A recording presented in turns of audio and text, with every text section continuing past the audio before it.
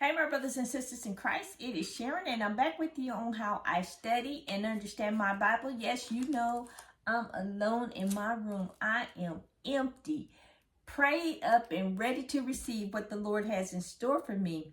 Now, you know, me and my routine, everything and everybody is outside the door. They don't get to come in here. It is just God, myself, my Bible, and my notes.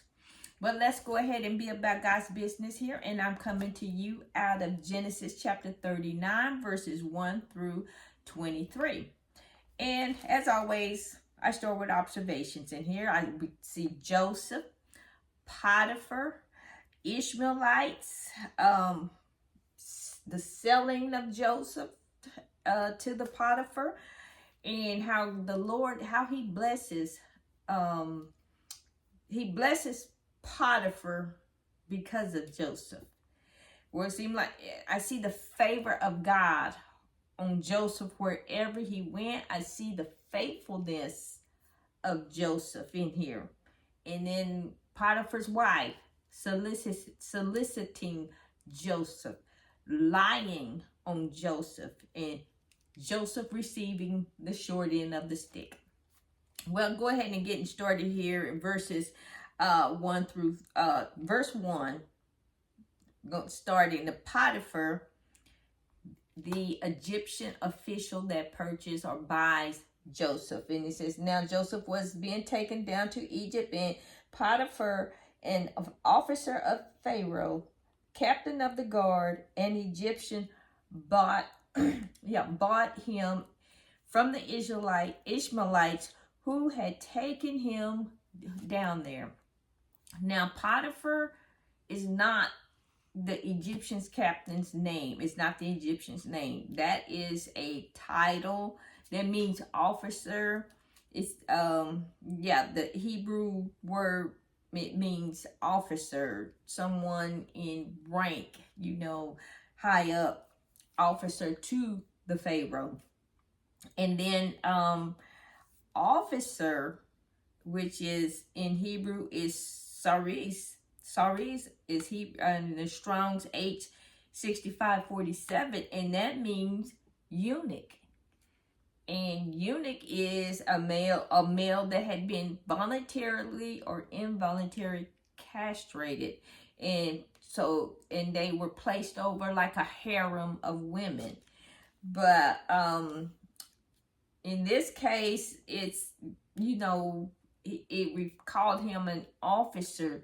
And so it just made me that Pharaoh really trusted this guy over his house, because he wasn't over a harem, but he was over the province of the Pharaoh of Egypt. He was over all of that, and he had a wife, and a eunuch would not have a wife.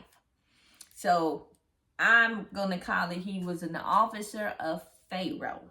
That's what he was. He was high-ranking officer. And,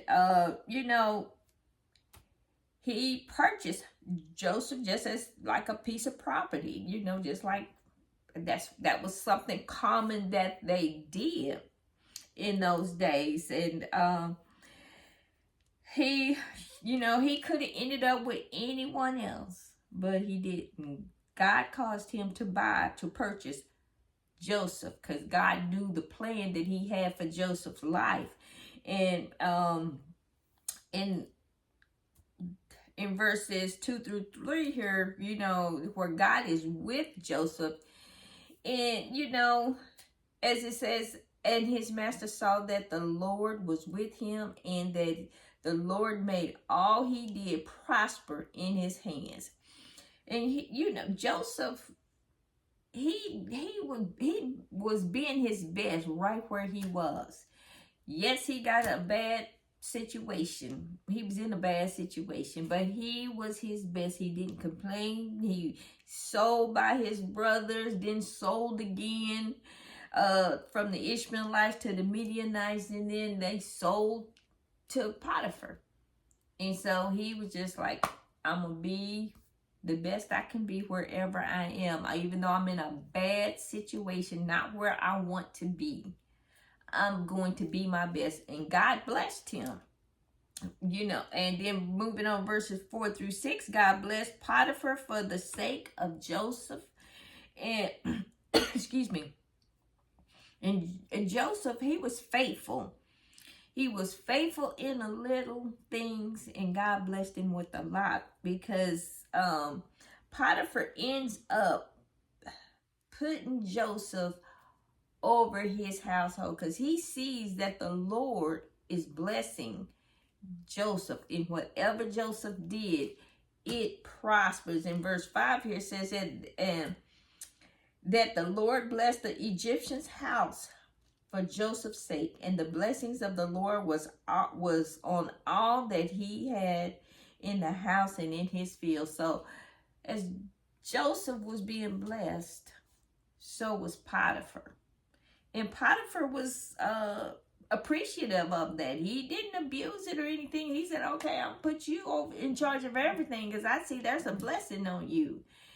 And God will bless us when we stay faithful to him. Even though the right thing is not happening to us, we doing the right thing, but the wrong thing keeps happening.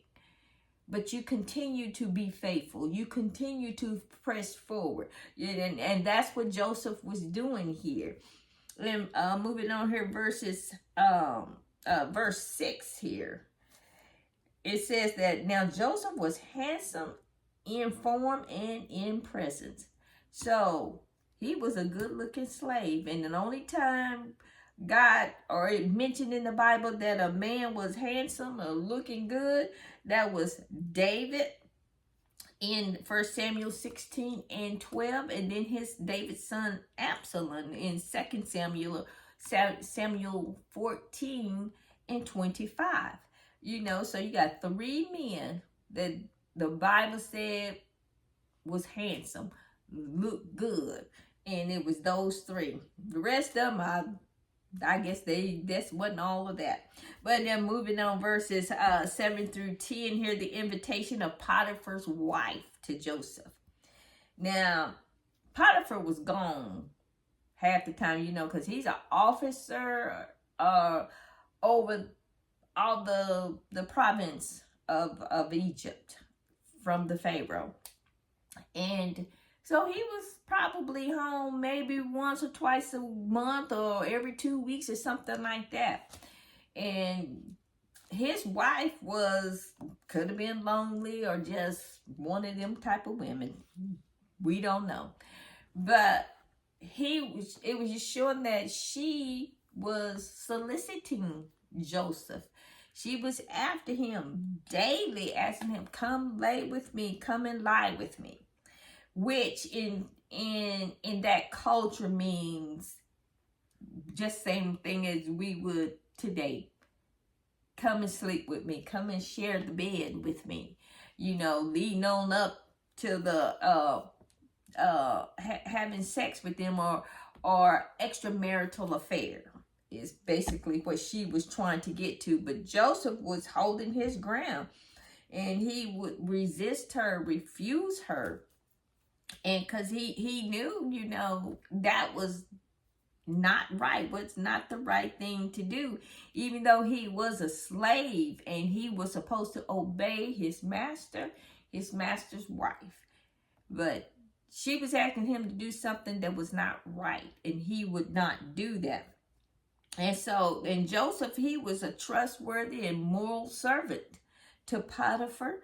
And he would not do a great wicked sin against God. And that's what he is saying here. He says, there is no one greater in this house than I, nor has he kept back anything from me but you. He's talking about Potiphar. And because you are his wife. And now, how can I do this great wickedness and sin against God? So he was just telling, I'm not going to do this. And he did the right thing, because she set it up, she set him up as well to be alone in the house with him. She done sent all the men, the male personnel, sent them out so she could be alone with him and approaching him again. And this time she grabs his garment and you know, it comes off of him as he's running away from her. See, he ran from sin. Even though it was tempting and she's probably gorgeous and whatever, Joseph ran away from sin. You know, she initiated the sin. She saw, she spoke, she acted. But he did not respond, which was, that's the proper thing to do. Because David, King David, he saw Bathsheba. He spoke to Bathsheba, what had her to come to him. Thirdly, he committed the sin. He followed through with the act. So that sin went full force right there. Whereas the Joseph, he shut it off. He shut it down. He would not do that. And God always provides us a way out of the sin. You know, I think that's 1 Corinthians 10 and 13 or 10 and 15. God always provides you a way out, a way of escape to get away from that. In verses 14 through 18 here, Joseph, he knew, you know, he was between a rock and a hard spot. And when she grabbed his garment and he ran from her, his garment came off in her hand, leaving him waist down, exposed and stuff. And then she starts to cry rape. And she called, for verse 14 says, she called the men of the house and spoke to them, saying, see, he has brought into us a Hebrew to mock us, and he came in to lie with me, and I cried out in a loud voice. So she's covering her tracks. She's covering up her sin, what she's trying to do. And then she goes on to tell this same tale to Potiphar. And, you know, Potiphar knows Joseph, and he knows his wife. But because of who he is, and she's being his wife, he had to take some type of action, some action that kind of, you know, the commentaries kind of lead to believe that he did not want to do this to Joseph, but to save face and to keep peace in the kingdom of Egypt. He puts Joseph into jail. And so verses 19 on through 23 here, where, you know, his punishment was, it was like an unfair punishment because he was not guilty of this charge. And I'm sure a lot of people are in prison that are not guilty of the charges that was brought against them.